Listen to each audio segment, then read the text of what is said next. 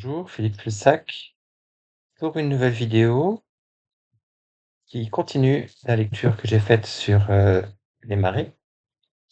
Dans la lecture précédente, je voulais parler, j'ai conclu la lecture précédente en vous parlant d'assimilation des données et donc c'est, de ça que je vais vous parler dans cette vidéo.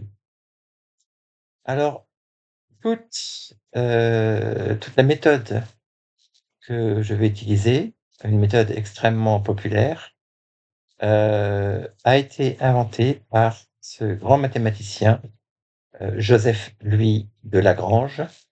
On l'appelle souvent simplement Lagrange. Comme vous voyez dans cet article de Wikipédia, il est italien d'origine, il est né à Turin. Heu, bon, l'article dit que, il est le parent français descendant de Descartes, que j'avoue je ne savais pas et que j'apprends au moment où je lis ça.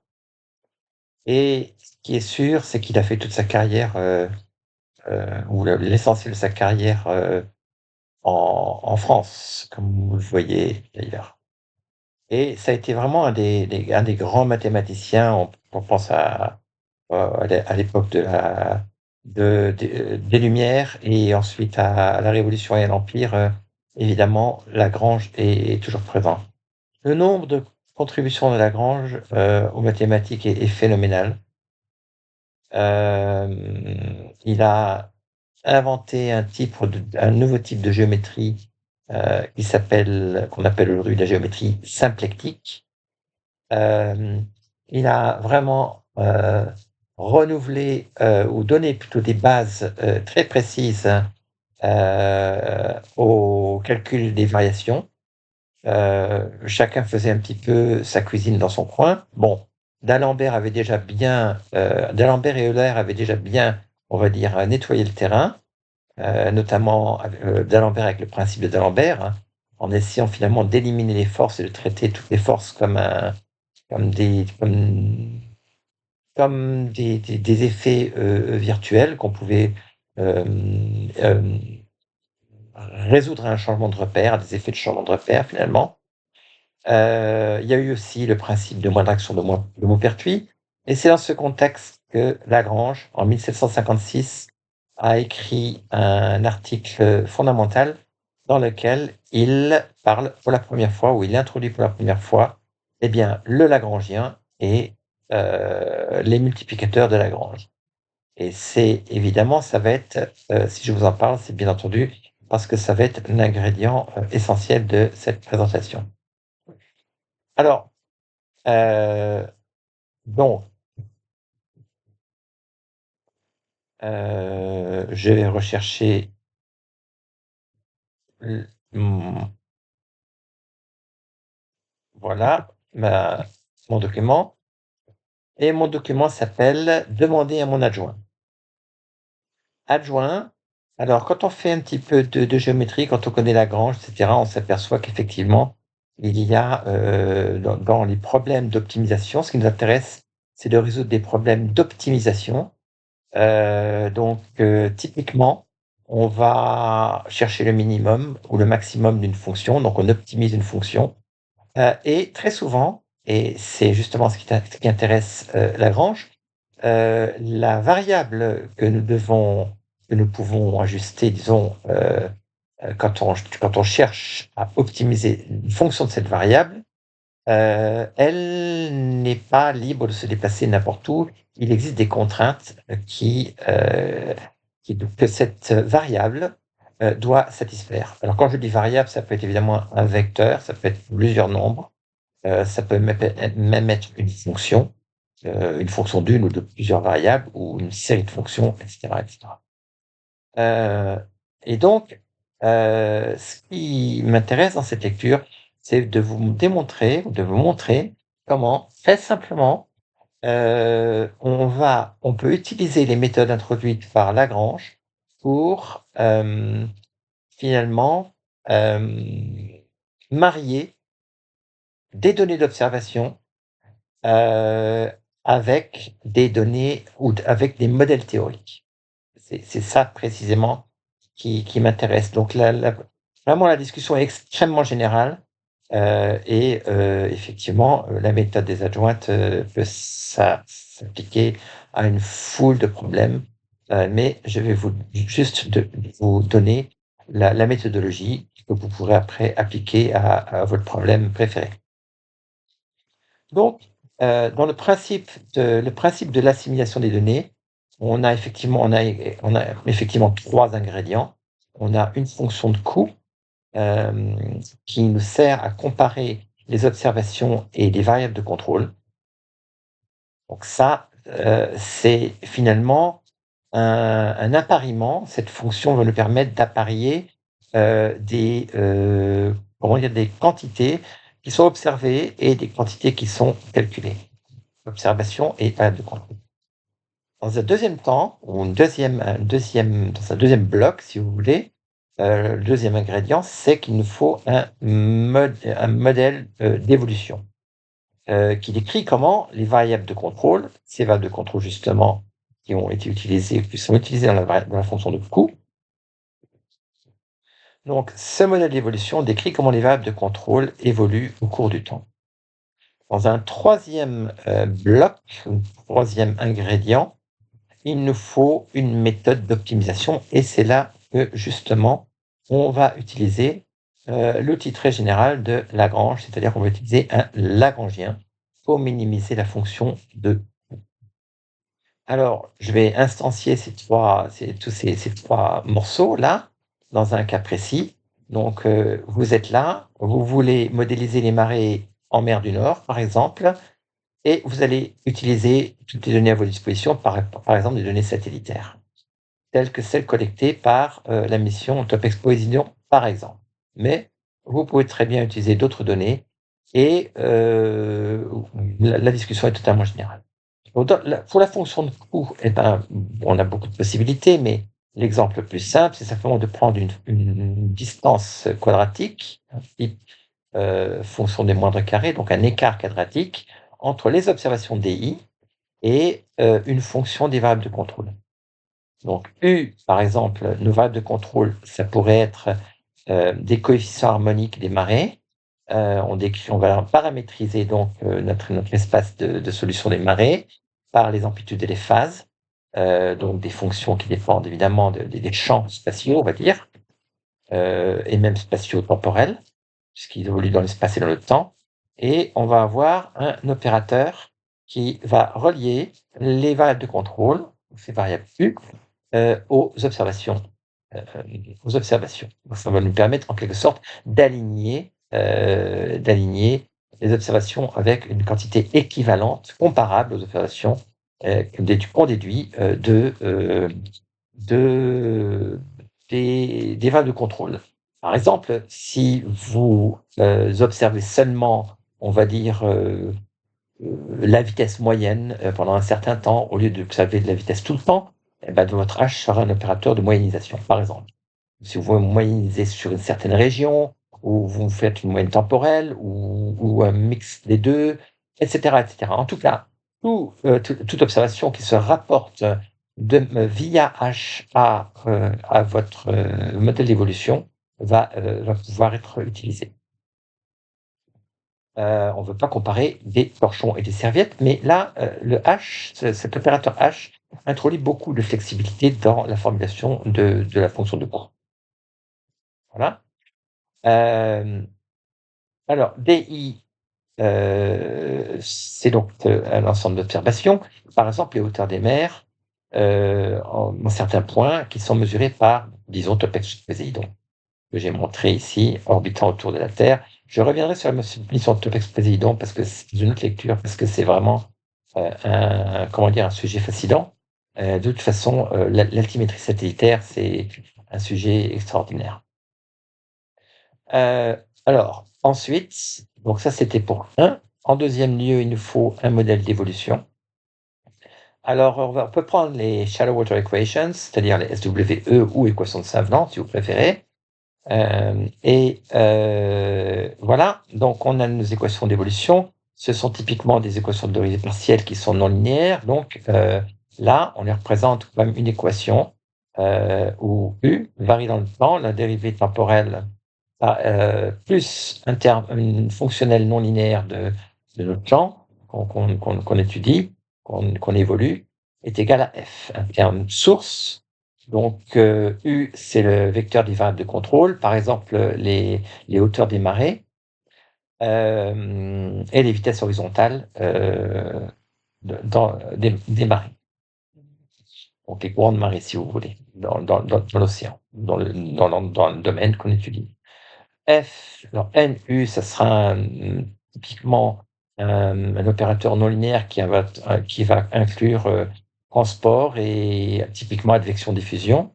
Et F, c'est donc le terme de forcing. Par exemple, les forces, le forçage externe sur le système, donc par exemple les forces imposées par les marées et par les astres, donc le forçage astronomique. Et enfin, on arrive donc au cœur de l'histoire, c'est-à-dire à la méthode adjointe. Comment est-ce qu'on peut marier donc, au sens de cette fonction de coût, observation et variable de contrôle. Donc notre but va être de minimiser la fonction de coût. Hein. Si vous prenez un signe moins, là, vous pouvez bien la maximiser. Dans certains cas, c'est ce qu'on peut faire. Là, on va la minimiser. Et la méthode des adjointes, c'est la suivante. Alors l'idée est très simple. Encore une fois, on retrouve le problème de Stokes et les méthodes d'Usawa. C'est tout à fait analogue à ça. Donc, l'idée très simple, c'est laquelle?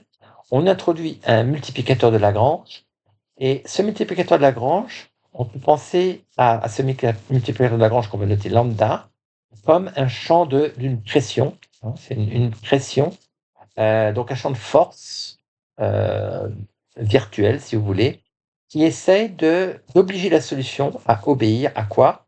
Eh bien, à l'équation d'évolution. Donc, on veut réellement coller à l'équation d'évolution ici, d'accord?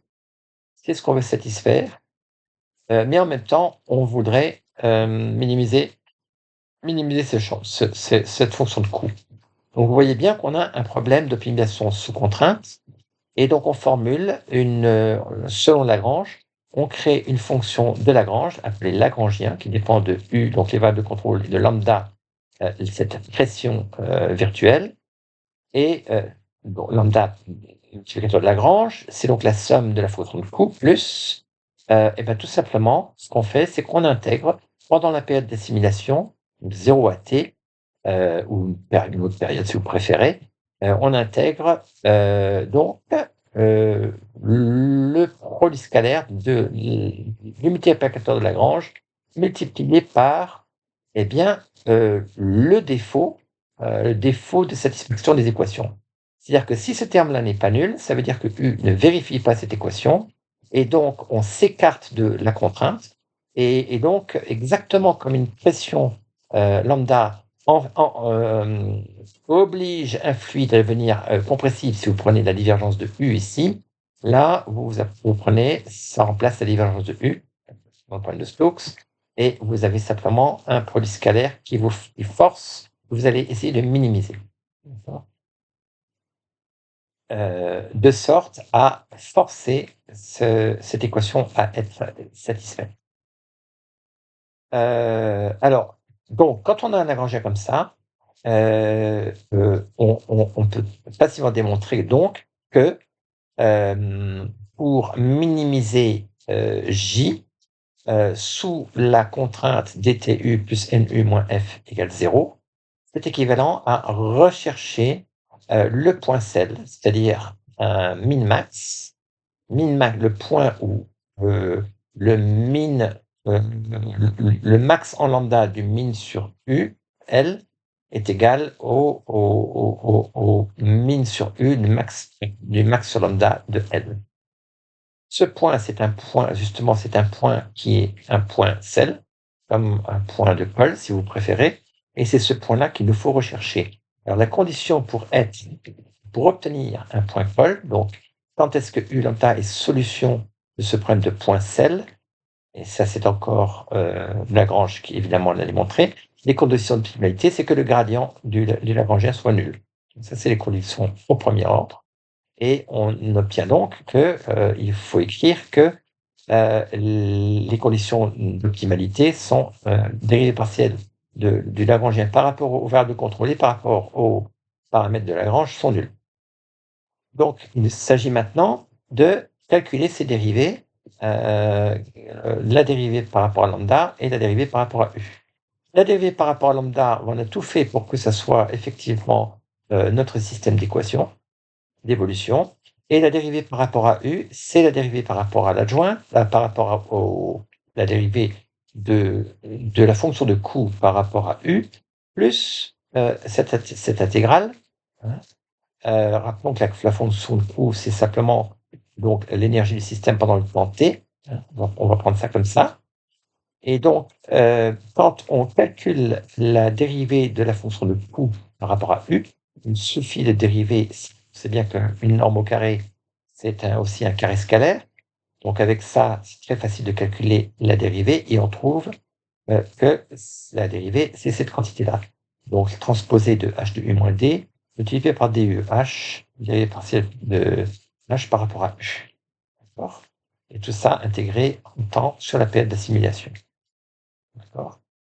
Alors, en intégrant par partie, on peut remplacer ça, évidemment, par ça, c'est tout simplement l'intégration par partie qu'on fait là, d'accord? Et donc, on va supposer que le Lagrangien à la fin de la période d'assimilation est nul, et donc on en déduit que la valeur du gradient du Lagrangien par rapport à u, le contrôle, c'est cette intégrale. Et évidemment, on veut que cette intégrale soit nulle. Conséquent, on veut que l'intégrand soit nul, et on obtient donc l'équation adjointe, nous décrit comment l'évolution finalement du paramètre de Lagrange. Comment est-ce qu'on doit modifier le paramètre de Lagrange pour forcer à la fois les équations du système à être satisfaites et pour minimiser la fonction de coût. D'accord ? Donc, voilà l'équation adjointe. Vous voyez que c'est une équation qui est si la non-linéarité est assez forte, elle ne sera pas nécessairement linéaire. Hein, et on reconnaît une équation qui est finalement comparable, très comparable à l'équation originale. Rappelez-vous que l'équation originale, c'est celle-là. Ça égale 0. D'accord. Donc, on a un autre type de force qui s'applique maintenant aux membres de droite, et on obtient donc cette équation adjointe. D'où la mise en œuvre de la méthode. Alors, voici les étapes. Donc, pour commencer, on évolue, je dis bien évolue, et évoluer ici, et pas évolue. On évolue U pour un pas de temps, on obtient U, donc les variables de contrôle. On utilise le nouvel état des variables de contrôle pour résoudre les équations adjointes en lambda. On résout cette équation, on obtient lambda. Puis, on utilise U et lambda qu'on connaît maintenant pour calculer le gradient de la fonction de coût. Donc voilà, on peut facilement montrer que le gradient de la fonction de coût est tout simplement cette expression ici. D'accord ? Et ensuite, dans un quatrième temps, on met à jour les variables de contrôle par une méthode de descente le long du gradient, ou une méthode, si on veut accélérer davantage les choses, on peut aussi utiliser une méthode du gradient conjugué. Et donc, on met à jour U et on peut retourner. Donc, on se sert du nouvel état ici pour un point de départ, une condition initiale pour notre prochain temps. Et on continue à boucler jusqu'à ce que, essentiellement, jusqu'à ce que le point cell soit atteint. À ce moment-là, on a, on va dire, la solution optimale de notre problème et on a, entre guillemets, assimilé nos données.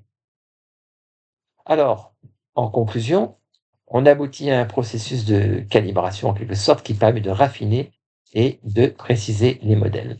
Alors, les applications sont innombrables. On peut penser au calcul ou à la prévision des risques de tempête. On peut penser à l'érosion côtière. Hein. On peut penser à la sécurité de la navigation maritime, à la pêche. On peut penser aussi à l'information biologique qui est reliée évidemment au mouvement des marées.